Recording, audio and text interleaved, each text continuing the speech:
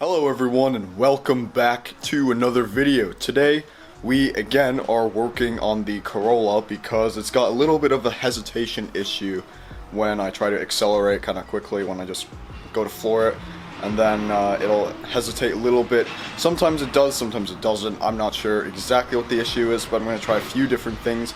And the main thing I'm going to try today is cleaning out the throttle body, because I know the last time I cleaned it was about a year ago and I didn't really clean it out that thoroughly. So today we're going to fully take the throttle body out of the car. But just to give you an update on the car, it's pretty much exactly the same since we last left it. I have parts for this car.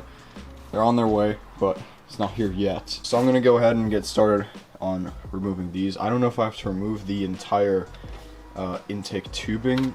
I probably do, but yeah, I'll see if it's possible just to undo this and just pull off the throttle body.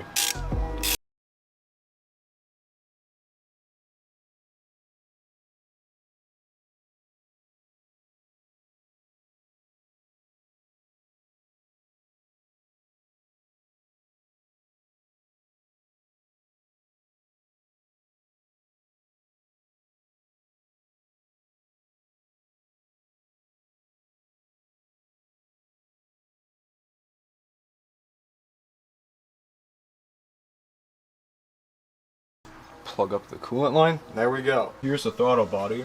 So this is what we're trying to clean. There's all this stuff in here. So let's just soak it with brake cleaner.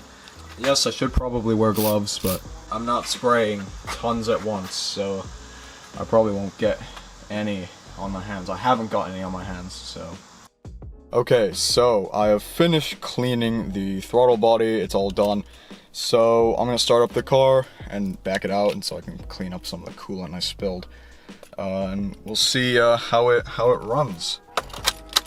Okay, and oh yeah, also check engine lights still there. I've been driving the Subaru a little bit, as well as the Miata when I was back in Indiana. It feels weird driving an auto car now. Right, so that is the end of working on the Corolla for this video anyway.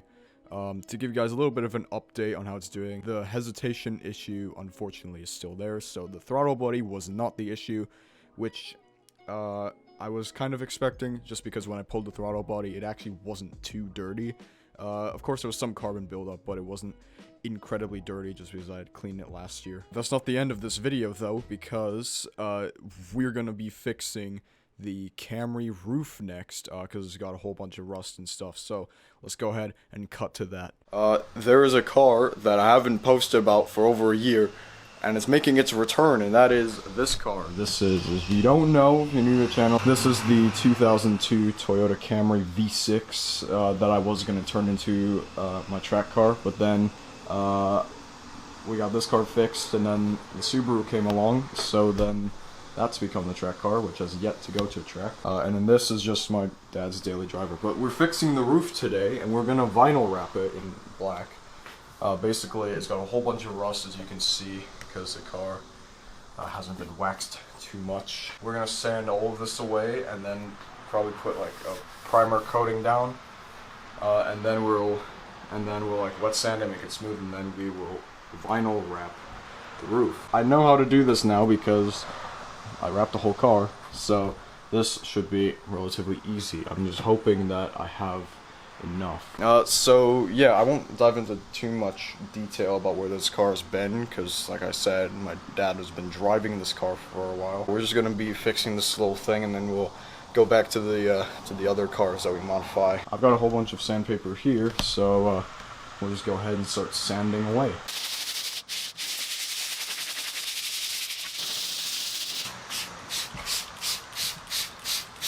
So now the roof has been sanded, so we're going to apply the wrap now.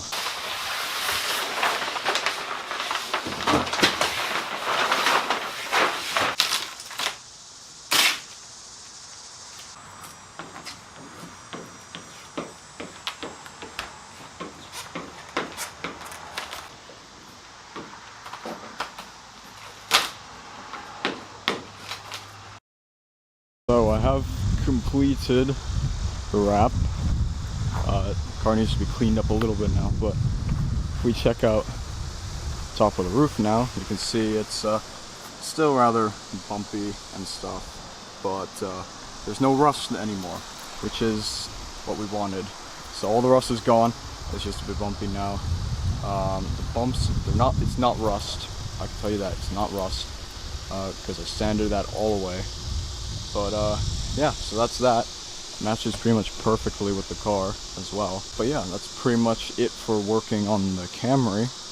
So if something else goes wrong, we'll go ahead and work on it. But yeah. Oh yeah, and here's a Subaru too. I had to lift it up because I took it for an oil change because it was free.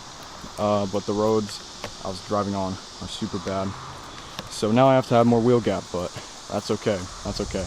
I'll just leave it like this because I actually really don't mind the wheel gap. So yeah, that's basically it for this video. Yes, I am ending this video off with a voiceover because, of course, ya boy didn't film anything for an outro. So this is what you're getting.